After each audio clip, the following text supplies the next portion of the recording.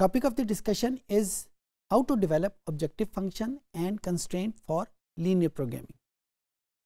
Linear programming एक activity का नाम है जिसमें हम ऑप्टिमाइज्ड सोल्यूशन की तरफ जाते हैं. ये ऑप्टिमाइज्ड सोल्यूशन मैक्सिमम की फॉर्म में भी आ सकता है, ये मिनिमम की फॉर्म में भी आ सकता है. जब मैं बिजनेस डोमेन में बात करूं तो मैक्सिमाइज होगा प्रॉफिट को हम मैक्सिमाइज कर सकते हैं, मिनिमाइज हम कॉस्ट को कर सकते हैं. तो ये हमारे पास मुख्तलिफ सिनेरियोज हैं जिसमें हम ऑब्जेक्टिव फंक्शंस को या कंस्ट्रेंट को मैक्सिमाइज या मिनिमाइज करते हैं. इस मॉड्यूल में हम सीखेंगे कि हमारे पास एक सिनेरियो गिवन हो तो हम कैसे उसको कन्वर्ट करेंगे उसके ऑब्जेक्टिव फंक्शन में और उसके कंस्ट्रेंट. अगर आप स्क्रीन के लेफ्ट साइड के ऊपर देखें तो आपके सामने एक प्रॉब्लम लिखी हुई है और वो प्रॉब्लम क्या है कि small furniture shop makes chairs and tables each week. Profit जो एक चेयर से मिलता है वो 25 है और प्रॉफिट जो उसको एक टेबल से मिलता है वो $40.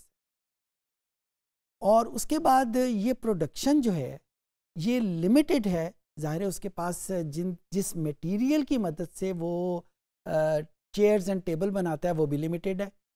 कॉन्ट्रैक्ट की ऑब्लिगेशंस हो सकती है कि वो इतने घंटे काम कर सकता है, इतने घंटे से ज़्यादा काम नहीं कर सकता. तो हमने प्रॉफिट को मैक्सिमाइज करना है, यही हमारी ऑब्लिगेशन है. लेकिन हमने उन रिसोर्सेज का भी ख्याल रखना है जिसको यूज़ करते हुए वो टेबल एंड चेयर बनाएगा. सबसे पहले जब हम इसको ऑब्जेक्टिव फंक्शन बनाएंगे तो हम ये देखेंगे कि ये जो चेयर्स है और टेबल ये हमारे पास दो वेरिएबल है. मैंने आसानी की खातर इसको मैंने x कह दिया, इसको मैंने y कह दिया. आप कोई और नाम भी रख सकते हैं, आमतौर पे x और y रखते हैं, तो हमने ये दो नाम रख दिए.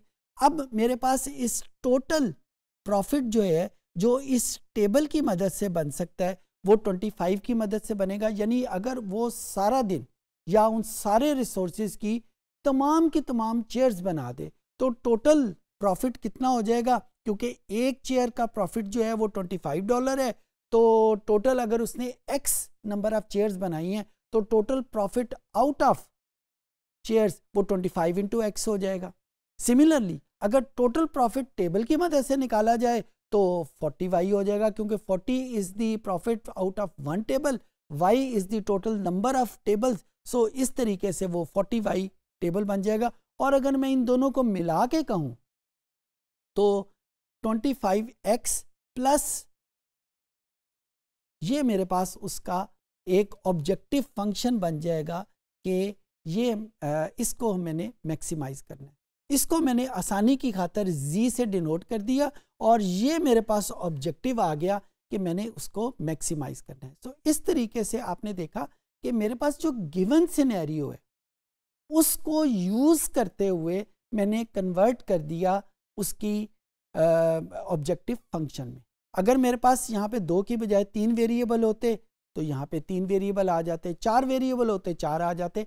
जिस चीज़ का आपने ख्याल रखना है कि गिवन कंडीशन, यानी जिस तरीके से अगर वो प्रॉफिट है तो वो प्रॉफिट कंपोज कैसे हो रहा है, अगर वो कॉस्ट है तो वो कॉस्ट कंपोज कैसे हो रही है, रेवेन्यू है तो रेवेन्यू कैसे डेवलप हो रहा है, उसके किन कंपोनेंट की मदद से डेवलप हो रहा है. यहाँ पे क्योंकि प्रॉफिट के 2 कंपोनेंट थे, चेयर्स और टेबल, तो मैंने उन्हीं 2 कंपोनेंट्स को पहले सिंबलाइज किया. एक को मैंने x कह दिया, एक को y कह दिया और इसको यूज़ करते हुए मैंने वो टोटल प्रॉफिट को सिंपल मैथमेटिक्स के फंक्शन की मदद से कंपोज कर लिया. तो इस तरीके से मेरे पास ये ऑब्जेक्टिव फंक्शन बन गया.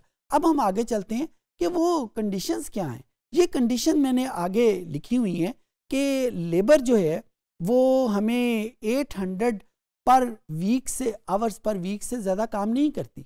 ये रिक्वायरमेंट है उसकी, और भी हो सकती है. इस वक्त उसकी रिक्वायरमेंट है कि लेबर जो है वो 800 आवर्स से ज़्यादा काम नहीं करती. अब हमें ये पहले से पता है कि लेबर को, ये जो मैंने 2x + 4y लिखा हुआ है, ये इन्फॉर्मेशन मुझे यहाँ पे मैंने नहीं लिखी हुई, लेकिन यहाँ से पता चल रहा है कि each chair use 2 hour and each table use 4 hour. तो मैंने बिल्कुल उसी तरीके से, जिस तरीके से मैंने ऑब्जेक्टिव फंक्शन बनाया था, मैंने 2x + 4y करके ये एक कंडीशन बना ली कि जो नंबर ऑफ आवर्स हैं वो टोटल 800 से ज़्यादा नहीं है। तो ये मेरे पास कंडीशन नंबर 1 आ गई, ये मेरे पास ऑब्जेक्टिव फंक्शन आ गया और ये मेरे पास कंडीशन नंबर 1 आ गई। उसके बाद हम करते हैं दूसरी के वुड अवेलेबिलिटी।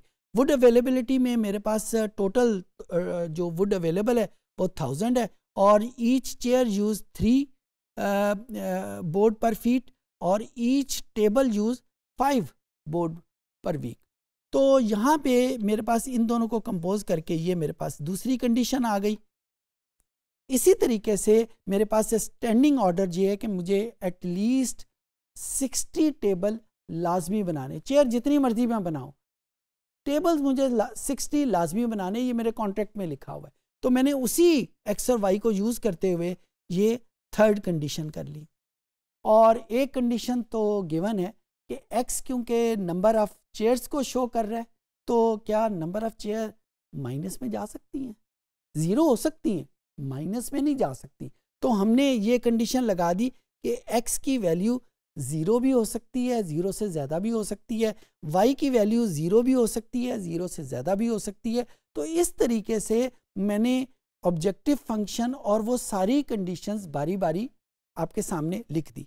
इसी तरीके से हम एक और एग्जाम्पल को भी कर सकते हैं। ये मैं इतनी तफसील के साथ आपके साथ नहीं कहूँगा, आपको दिखा इस वजह से रहा हूँ कि आप ये सिनेरियो को पढ़ें और इस सिनेरियो को यूज़ करते हुए जो आगे मैंने ऑब्जेक्टिव फंक्शन और उसकी कंस्ट्रेंट लिखी हुई हैं, यूज़ एग्जैक्टली वही मैंने मैकेनिक्स की है कि मैंने जो कंपोनेंट ऑफ प्रॉफिट देखे हैं, फिर मैंने देखा है प्रॉफिट को मैक्सिमाइज करना है, उन्हीं कंपोनेंट को यूज़ करते हुए मैंने ऑब्जेक्टिव फंक्शन बनाया है और फिर उसी एक्स और वाई को यूज़ करते हुए, यानी जो दो कंपोनेंट्स हैं उनको यूज़ करते हुए मैंने पूरा उसकी कंडीशंस को डेवलप कर लिया। और आखिर में वो कंडीशंस वही हैं कि दोनों वैल्यूज़ 0 से ज़्यादा हैं।